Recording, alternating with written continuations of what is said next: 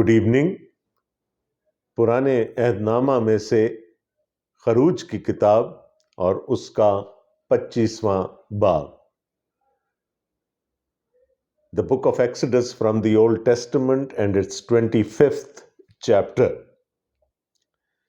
پچھلے باب میں ہم نے دیکھا تھا کہ خدا نے اپنے عہد کی تصدیق کی، وہ عہد جو خدا نے بنی اسرائیل کے باپ دادا سے یعنی ابراہم اور اسحاق اور یعقوب سے باندھا تھا اور پھر کوہ سینا پر اس کی تجدید کی تھی، اب وہ اس عہد کی تصدیق کرتا ہے۔ اور ہم نے دیکھا کہ اس کی تصدیق اس طور سے کی گئی کہ قربانیاں چڑھائی گئیں، اور ان قربانیوں کا خون جو تھا وہ اس میں سے کچھ خون جو تھا وہ لوگوں پر چھڑکا گیا، یعنی جس کے معنی یہ تھے کہ وہ سب کے سب اب خدا کے عہد کے نیچے آ گئے ہیں۔ They are under the shelter, under the cover of the covenant of God.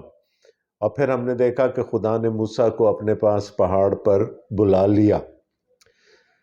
24ویں باب سے پہلے ہم نے 2-3 ابواب میں شریعت کے بارے میں پڑھا تھا، ہم نے لا کو دیکھا تھا، ہم نے انسٹرکشنز دیکھی تھی، ہم نے دیکھا تھا کہ اگر آپس میں کوئی ڈسپیوٹ ہو جائے، کوئی جھگڑا ہو جائے تو اس کا تصفیہ کیسے ہوگا، اگر کسی سے کسی دوسرے کا نقصان ہو جاتا ہے تو وہ نقصان کیسے بھرا جائے گا۔ لیکن 25ویں باب سے ایک اور سیکشن شروع ہونے جا رہا ہے خروج کی کتاب کا، اور ہم کافی ہفتوں تک اس سیکشن میں رہیں گے، یہ کافی ابواب تک چلے گا۔ اینڈ اٹ از امپورٹنٹ کیونکہ اب ہم شریعت کو تھوڑی دیر کے لیے چھوڑ کر عبادت کی طرف چلیں گے۔ From law, from the Torah we are now entering into worship, اور ہم خصوصی طور پر ٹیبرنیکل ورشپ کو دیکھیں گے، یعنی خیمہ اجتماع کی عبادت کیسے کی جاتی تھی۔ اور عبادت وہی ہے، خداوند یسوع مسیح نے کہا تھا سامری عورت سے کہ وہ وقت آتا ہے کہ جب سچے پرستار کا لفظ وہاں پر کچھ جچتا نہیں ہے، سچے عبادت گزار روح اور سچائی سے خدا کی عبادت کریں گے۔ تو کون سکھائے گا یہ عبادت کرنا ہمیں؟ عبادت وہی ہے جو خدا کے بتائے ہوئے طریقے سے کی جائے، اور آج ہم دیکھیں گے کہ خدا بنی اسرائیل کو کیا کہنے جا رہا ہے کہ وہ کیسے چاہتا ہے کہ وہ اس کی عبادت کریں۔ تو 25واں باب ایک نیا سیکشن شروع ہو رہا ہے، اٹس ایکسائٹنگ۔ بہت ساری چیزوں کے بارے میں ہم پڑھیں گے جو ہیکل میں، جو پہلے خیمہ اجتماع میں اور بعد میں ہیکل میں استعمال ہوئیں، اور ہم دیکھیں گے کہ خدا کی ایکسپیکٹیشنز کیا ہیں، خدا کی توقعات کیا ہیں اس کے لوگوں سے کہ وہ کیسے اس کی عبادت کریں۔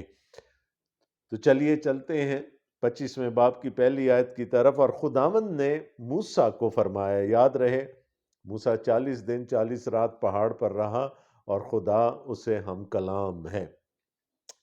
بنی اسرائیل سے یہ کہنا کہ میرے لیے نظر لائیں، اور تم انہی سے میری نظر لینا جو اپنے دل کی خوشی سے دیں۔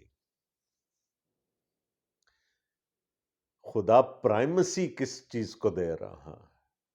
خدا ترجیح کس چیز کو دے رہا ہے عبادت میں؟ آپ خود دیکھ لیجئے گا۔ ابھی باقی چیزوں کے بارے میں ذکر نہیں ہوا، سب سے پہلے نظر کا ذکر ہوا، دینے کا ذکر ہوا۔ یاد رہے کہ پہاڑی واز میں خداوند یسوع مسیح جب 6 باب میں یہودیوں کی 3 عبادات کا ذکر کرتے ہیں تو وہ سب سے اوپر خیرات کو رکھتے ہیں۔ جب تو خیرات کرے، اس کے بعد آتا ہے جب تو دعا کرے یا پھر جب تو روزہ رکھے۔ خداوند یسوع مسیح نے بھی پرائمسی اور پرائیورٹی جو تھی وہ خیرات کو دی، دینے کو دی، اور خدا یہاں پر پرنسپلز بھی سکھا رہا ہے۔ وہ کیا کہتا ہے بنی اسرائیل سے؟ یہ کہنا کہ میرے لیے نظر لائیں، اور تم انہی سے میری نظر لینا جو اپنے دل کی خوشی سے دیں۔ تو پولس رسول جب کرنتھس کی کلیسیا کو لکھتے ہیں کہ خوش دلی سے دیا کرو، تو روٹ کہاں ہے؟ خوش دلی سے دینے کا مطلب کیا ہے؟ کہ اپنے اوپر بوجھ جان کر نہیں، خداوند پر احسان چڑھا کر نہیں۔ اگر آپ کا دل نہیں مانتا تو نہ دیں،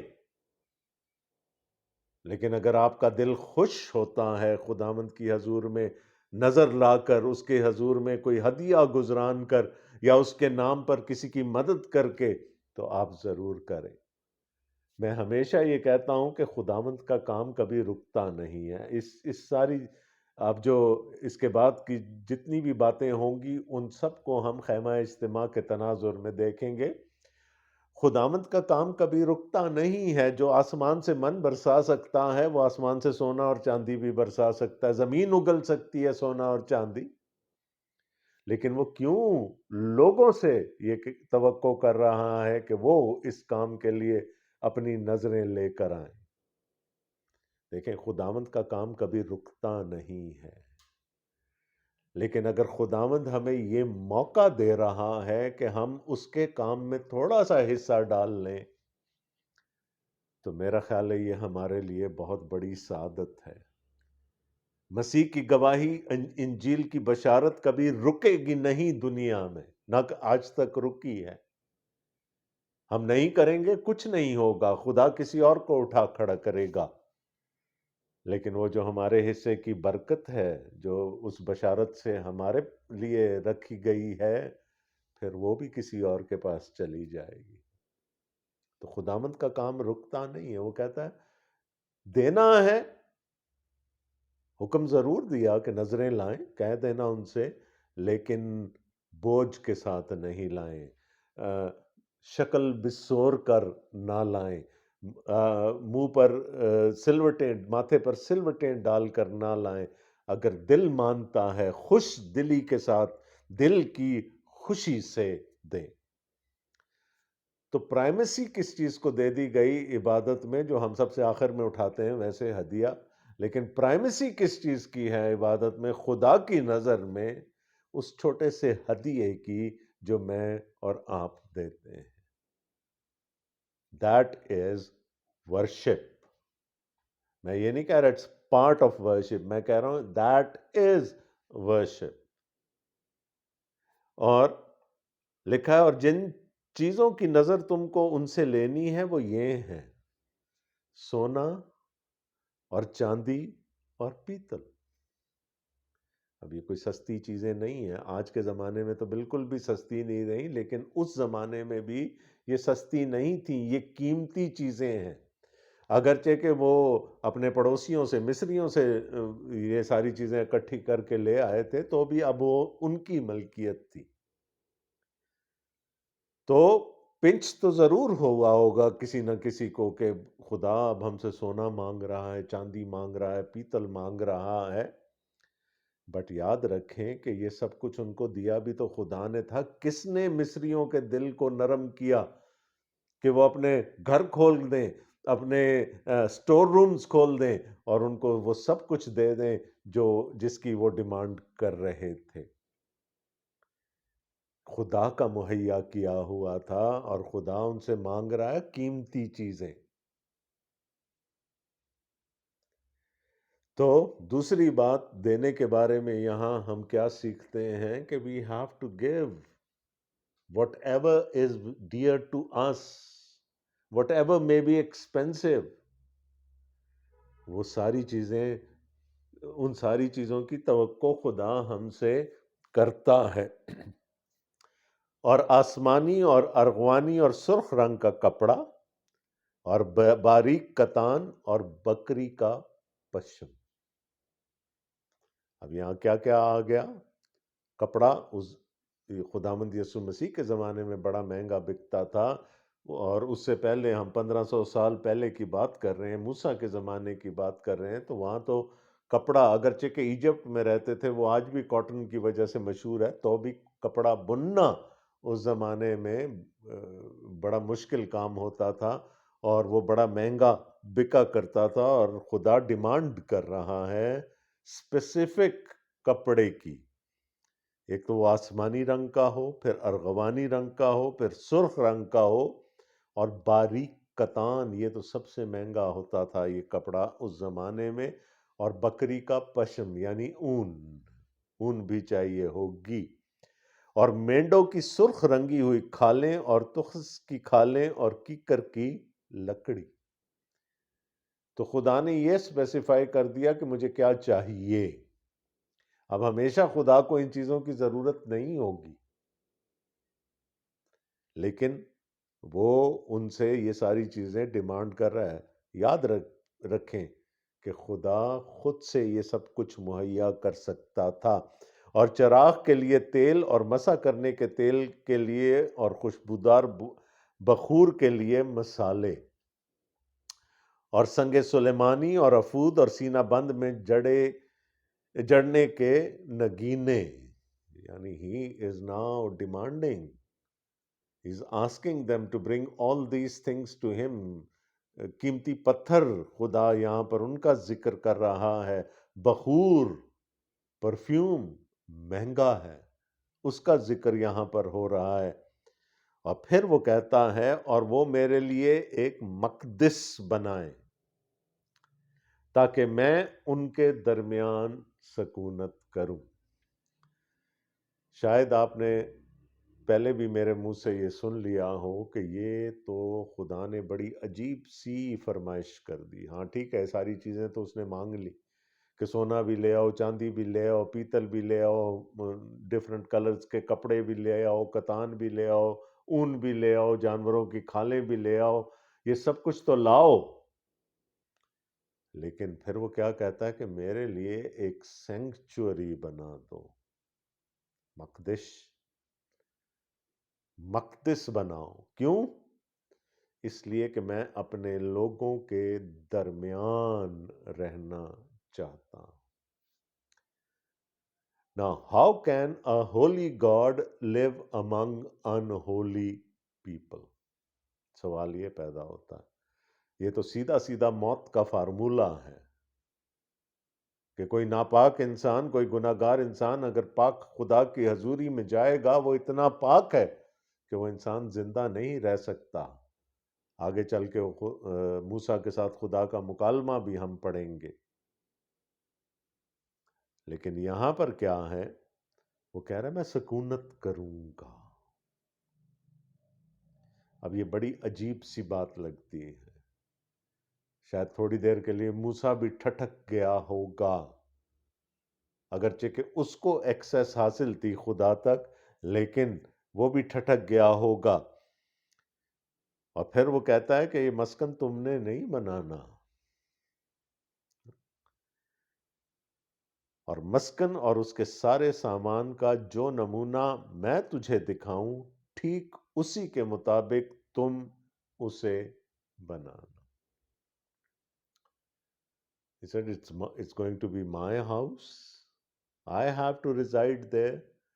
I have to take residence there۔ تو اس کا مطلب کیا ہے کہ پھر وہ میرے نقشے کے مطابق بنے گا، جیسے جیسے میں بتاؤں گا ویسے ہی تم نے اس مقدس کو بنانا ہے۔ اب یہ سب بڑا امپورٹنٹ سوال میں یہاں پر چھوڑ رہا ہوں آج کے دن کے لیے کہ how can a holy God live among unholy people? ایک مقدس خدا، ایک قدوس خدا، ایک پاک خدا ناپاک لوگوں کے درمیان کیسے رہ سکتا ہے؟ بنی اسرائیل مر نہیں جائیں گے؟ اس کو ہم آگے چل کر ٹیک اپ کریں گے، لیکن ابھی کے لیے صرف اس سوال پہ آپ غور کیجئے گا۔ اور پھر وہ انسٹرکشنز دے رہا ہے ان ساری چیزوں کے متعلق جو کہ اس مقدس میں، اس سینکچوری میں، اس خیمہ اجتماع میں، جس کو بعد میں کہا جائے گا ٹیبرنیکل میں، رکھی جائیں گی۔ اور جو سب سے پہلی چیز ہمارے سامنے آتی ہے وہ عہد کا صندوق ہے، چونکہ خدا نے کہا میں جہاں رکوں گا، میرا جو مسکن ہوگا، خدا وہاں سے شروع کر رہا ہے اب کہانی کو۔ اور اس نے کہا کہ اور وہ کیکر کی لکڑی کا ایک صندوق بنائیں جس کی لمبائی 2.5 ہاتھ اور چوڑائی 1.5 ہاتھ اور اونچائی 1.5 ہاتھ ہو۔ اس کو کیوبٹ کہا جاتا ہے انگریزی میں۔ یہ جو پیمائش کا یہاں پر ہمیں پیمانہ دیا گیا اس کو ہم کیوبٹ کہتے ہیں، جس کو یہاں پر ہاتھ کہا گیا۔ اب وہ کیکر کی لکڑی کا صندوق بنائیں۔ اب بہت سارے لوگ جب یہ کیکر کی لکڑی کے بارے میں پڑھتے ہیں تو وہ پھر کیکر کی لکڑی کی صفات ڈھونڈنے نکل جاتے ہیں کہ کیکر کیوں کہا خدا نے۔ اب یہ بڑی لاجیکل سی بات ہے۔ بیابان میں، ولڈرنس میں دیودار تو ملنے نہیں تھے، وہاں کیا ہوگا؟ زیادہ سے زیادہ اکیشیا، کیکر۔ تو خدا نے کہا جو anything that is at hand اسی سے بنا دو۔ اس میں کوئی بھید نہیں رکھا خدا نے کہ خاص طور پر یہ کیکر کی لکڑی کیوں استعمال ہوئی یہاں پر۔ تو اس نے کہا کیکر کی لکڑی کا ایک صندوق بنانا ہے، ایک باکس بنانا ہے جس کی لمبائی 2.5 ہاتھ اور چوڑائی 1.5 ہاتھ اور اونچائی 1.5 ہاتھ ہو۔ اب یہ جو ہاتھ ہے یا جس کو ہم کیوبٹ کہتے ہیں، یہ آپ کی کونی سے لے کر یہ جو سب سے لمبی انگلی ہے بیچ والی ہماری، یہ یہاں سے لے کر یہاں تک کا جو فاصلہ ہے یہ ہاتھ کہلاتا ہے۔ دس از 1 کیوبٹ۔ اور اگر آج کے زمانے کے پیمائش کے جو ہمارے جو بھی استعمال ہوتی ہیں نیومیرکس، اس میں ہم اس کو دیکھیں تو 1 ہاتھ 1.5 فٹ کے برابر سمجھا جاتا ہے۔ تو ہم نے یہ دیکھنا ہے کہ کتنا بڑا ہوگا یہ۔ لمبائی 2.5 ہاتھ، چوڑائی 1.5 ہاتھ اور اونچائی 1.5 ہاتھ ہو۔ کوئی بہت بڑا صندوق یہ نہیں ہے۔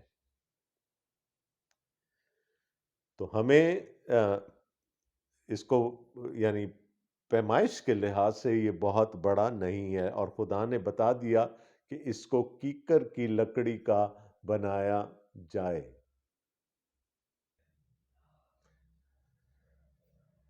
تو اس کا ڈھانچہ جو ہے وہ کیکر کی لکڑی کا ہوگا، لیکن اس کے ساتھ کچھ اور بھی کرنے کا یہاں پر کہا جا رہا ہے۔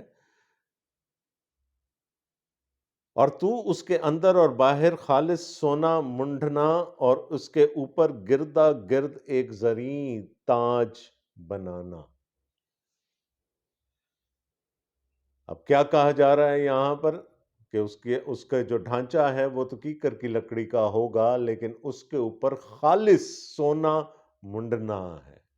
اور یہاں جو عبرانی کا لفظ اس کے لیے استعمال ہوا وہ ہے جیسے ہم کیک پر آئسنگ کرتے ہیں نا، کہ کیک کو بالکل آئسنگ میں چھپا دیتے ہیں، اسی طرح سے اس نے کہا کہ اس کو پورے اس باکس کو اندر باہر سے سونے سے ڈھانک دینا، اس کو منڈ دینا بالکل سونے سے، اور اس کے اوپر گردا گرد ایک زریں تاج بنانا، یعنی جو اس کے اوپر کا کنارہ ہوگا، یہ جو آج کل ہم فرنیچر کی ایک قسم دیکھتے ہیں جس کو کہا جاتا ہے ڈیکو، جس کے اوپر لکڑی ہی سے ڈیزائن بنایا جاتا ہے، یہ بالکل وہی بات کی جا رہی ہے۔ وہ تاج جو تھا وہ یہ تھا کہ لکڑی کو ڈیزائن کر کے اس کے ارد گرد اس کا بارڈر لگا دیا جائے، اور یہ ساری چیزیں سونے سے منڈی ہوئی ہونی چاہیے، اور اس کے لیے سونے کے 4 کڑے ڈھال کر اس کے چاروں پایوں میں لگانا، 2 کڑے ایک طرف ہوں اور 2 ہی دوسری طرف۔ اب جو بھی چیز بن رہی ہے وہ سونے کی بن رہی ہے، اس کو کور کر دیا گیا سونے سے باہر اندر سے، اور پھر اس کے لیے کہا گیا کہ کڑے بنا لینا، اور ان کڑوں کو 2 کو ایک طرف لمبائی میں اور 2 کو دوسری طرف لمبائی میں لگا دینا، اور ان کا ایک خاص کام تھا جو آگے چل کر واضح ہو جائے گا۔ اور کیکر کی لکڑی کی چوبیں بنا کر ان پر سونا منڈنا، اور ان چوبوں کو صندوق کے اطراف کے کڑوں میں ڈالنا اور ان کے سہارے، تاکہ ان کے سہارے صندوق اٹھ جائے۔ اب لکڑی کو اتنا اس پہ رندہ پھیرا جائے کہ وہ بالکل بانس کی صورت میں، بالکل ایک پول کی صورت میں ہو جائے، اور پھر لکھا ہے وہ کیکر کی لکڑی کی ہوگی، پھر لیکن اس کے اوپر بھی سونا منڈا جائے۔ اور اس کا کام کیا تھا کہ ایک طرف کے دو کڑوں میں ایک ڈال دیا جائے اور دوسرے طرف کے دو کڑوں میں ایک ڈال دیا جائے، تاکہ جب عہد کے صندوق کو اٹھانا ہو تو آسان ہو جائے۔ آپ اس کی مثال یوں دیکھ لیں کہ جیسے ڈولی اٹھائی جاتی ہے، اسی طرح سے عہد کے صندوق کو اٹھایا جانا تھا۔ اس کے لیے اس کے ارد گرد 4 کڑے لگائے گئے، ان 4 کڑوں میں پھر 2 بانس نما پولز اس میں سے گزارے جاتے تھے اور ان کو وہیں چھوڑا جاتا تھا، اور جب اس کو اٹھانے کا وقت آتا تھا تو ان پولز کو اٹھا کر اپنے کندھوں پر رکھ لیا جاتا تھا، اور لوگ اس کو پھر، لوگ تو نہیں، شاید لاوی، صرف لاوی اس کو اٹھانے کے اہل تھے، وہ اس کو اٹھا کر ایک جگہ سے دوسری جگہ لے کر جاتے تھے۔ چوبیں صندوق کے کڑوں کے اندر لگی رہیں اور اس سے الگ نہ کی جائیں۔ یہ بھی حکم ہے کہ ایٹ اینی گیون ٹائم وہ جو لکڑی ہے جس پر سونا منڈا ہوا ہے، وہ جو پول ہے لکڑی کا، وہ باہر ان کڑوں سے باہر نہ نکالا جائے، وہ وہیں پر لگا رہے گا۔ اور تو اس شہادت نامہ کو جو میں تجھے دوں گا اسی صندوق میں رکھنا۔ یہ ان پتھر کی لوحوں کی بات ہو رہی ہے جو ابھی ملی نہیں ہے موسیٰ کو۔ وہ 34ویں باب میں ہم جا کر پڑھیں گے، ابھی نہیں ملی موسیٰ کو۔ تو کیا کہا گیا؟ اندر کیا رکھنا؟ وہ شہادت نامہ، وہ پتھر کی لوحیں، کیونکہ خدا کا جو عہد ہے وہ اس شہادت نامے پر اپنے لوگوں کے ساتھ قائم رہے گا، اور اپنے عہد کے مطابق وہ اپنے لوگوں کے درمیان بسے گا۔ اور تو کفارہ کا سرپوش خالص سونے کا بنانا، جس کا طول 2.5 ہاتھ اور عرض 1.5 ہاتھ ہو۔ اچھا، ویسے بھی نہیں چھوڑ دینا۔ اب دیکھیں، پہلے اس کے اندر باہر سے سونا منڈ دیا گیا ہے، اب اوپر جو اس کا ٹاپ ہے اس کے اوپر کہا جا رہا ہے کہ سونے کا ایک سرپوش بنانا، اور اس کی لمبائی چوڑائی اتنی ہی ہے جتنی عہد کے صندوق کی ہے۔ شہادت کا صندوق اس کو کہا گیا، عہد کا صندوق اس کو کہا گیا۔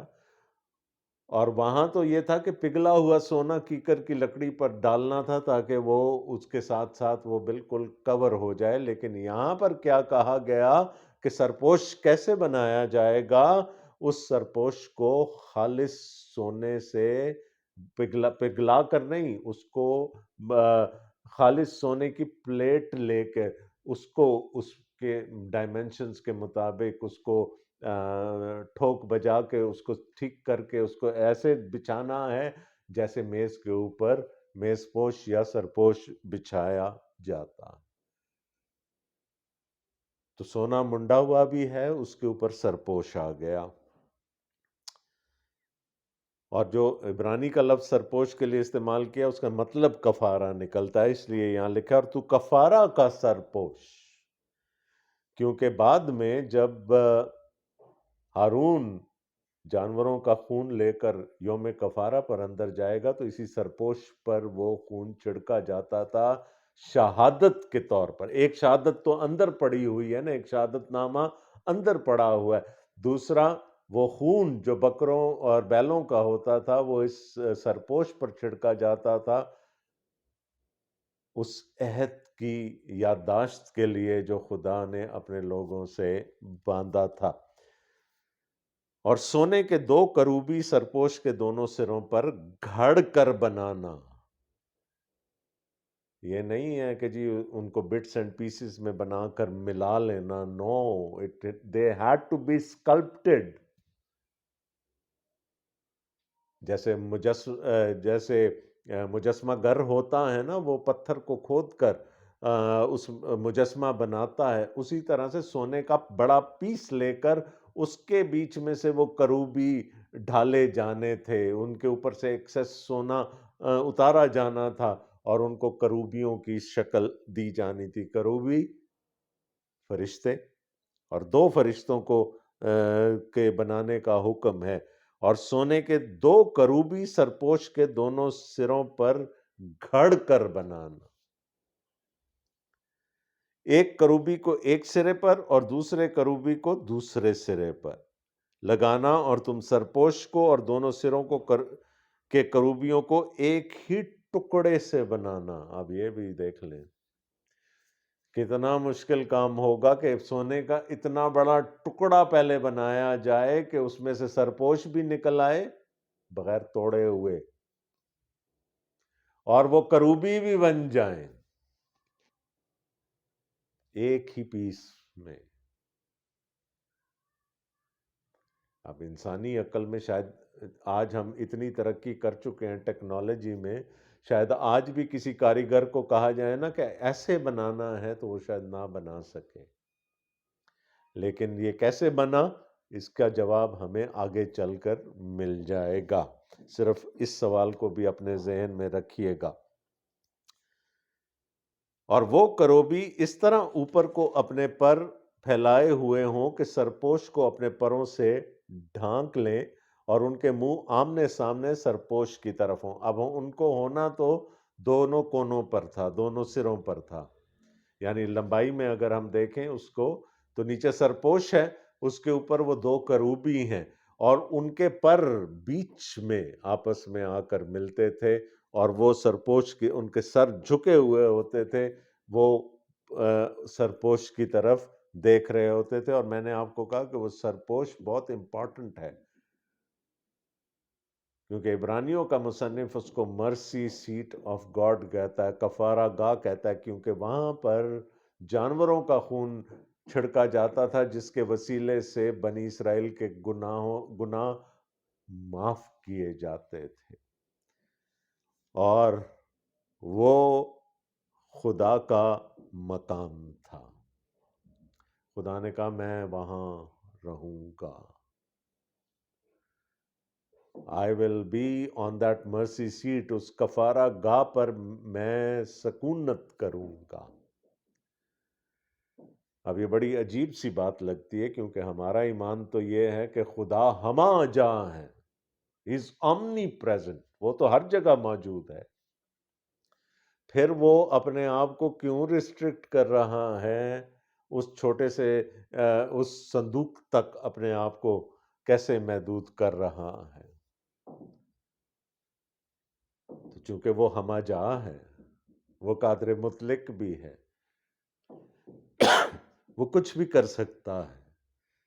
معجزانہ طریقے سے وہ ہر جگہ بھی ہو سکتا ہے اور اس مقام پر بھی ہو سکتا ہے. عبرانی میں ہم کہتے ہیں ہو مقام، یعنی the place. God is everywhere, it's God's place.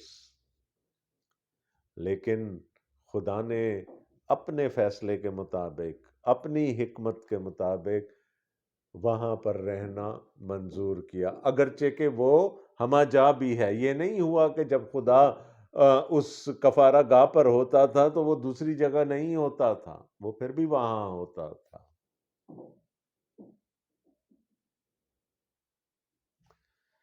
تو خدا کیا کہہ رہا ہے؟ اچھا، کہا کیا جا رہا ہے کہ وہ کروبیوں کے پر جو ہیں وہ پورے اس کو ڈھانک لیں، کفارہ گاہ کو ڈھانک لیں، مرسی سیٹ کو ڈھانک لیں.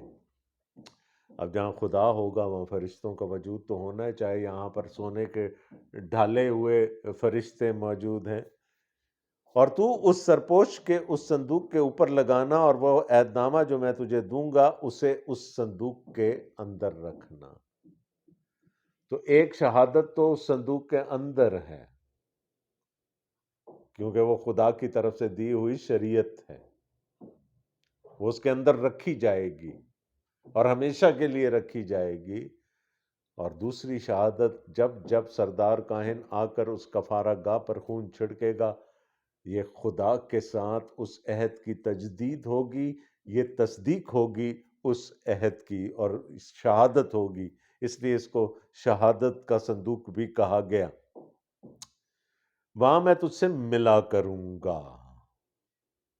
ابھی تو اب سینا پہ بلایا ہے نا اپنے پاس خدا نے، اور اب وہ موسیٰ سے کہہ رہا وہاں میں تجھ سے ملا کروں گا، اور اس سرپوش کے اوپر سے اور کروبیوں کے بیچ میں سے جو عہد نامہ کے صندوق کے اوپر ہوں گے، ان سب احکام کے بارے میں جو میں بنی اسرائیل کے لیے تجھے دوں گا، تجھ سے بات چیت کیا کروں گا۔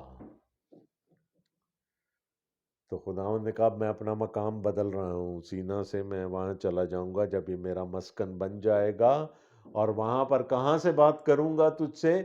کروبیوں کے نیچے، ان کے پروں کے نیچے، اور سرپوش کے بیچ کی جو جگہ ہے اس میں سے میں تجھ سے بات کروں گا۔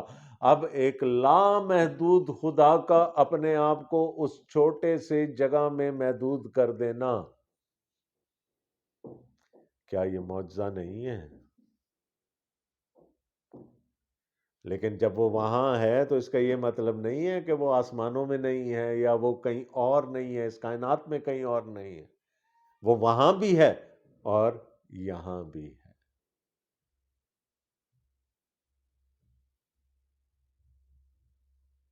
یسوع مسیح نے کہا جو آسمان سے اترا ہے اور جو آسمان میں ہے، یعنی میں جو تمہارے سامنے کھڑا ہوں، یہ نہ سمجھو کہ میرا وجود یہاں تک محدود ہے، میں اس وقت آسمان میں بھی ہوں، میں بھی ہما جہاں ہوں اپنے باپ کی طرح سے۔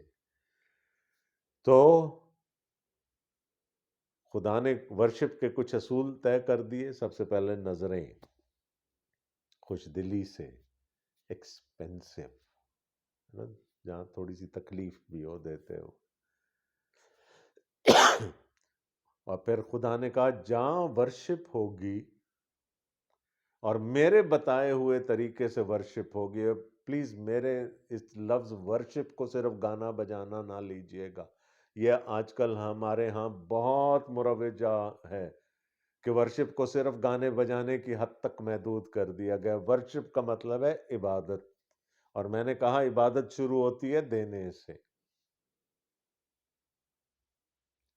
تو خدا نے کہا جہاں میری عبادت ہوگی وہاں مجھے تو ہونا ہے۔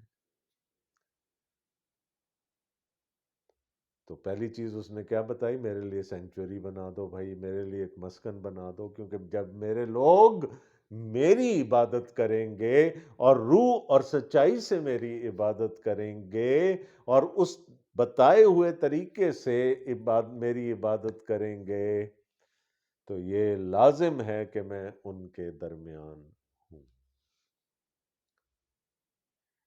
تو جہاں سچی عبادت ہوتی ہے، چاہے وہاں 2 یا 3 ہی کیوں نہ ہو، خدا موجود ہوتا ہے۔ اور خدا نے اپنا ٹھکانہ سب سے پہلے بنوایا، پرائیورٹی کس کی ہے؟ خدا کی۔ اور پھر خالص سونے سے اس کو صندوق کو منڈوا دیا گیا، اور اس کے اوپر جو سرپوش بنایا گیا اور اس کے اوپر 2 کروبی، وہ لکھا ہے کہ ایک ہی ٹکڑے سے نکالے جائیں، ان میں کوئی جوڑ نہیں ہونا چاہیے، کیونکہ یہ اس عالیشان خدا کے شایان تھا۔ یہ خالص سونا، اور پھر وہ اتنا سونا کہ اس میں سے یہ پورا پیس بن کر نکل آئے، یہ خدا ہی کو شایان ہے، کیونکہ وہ الہوں کا الہ اور بادشاہوں کا بادشاہ ہے۔ وہی خدا آپ سب کو بڑی برکت دے، آمین۔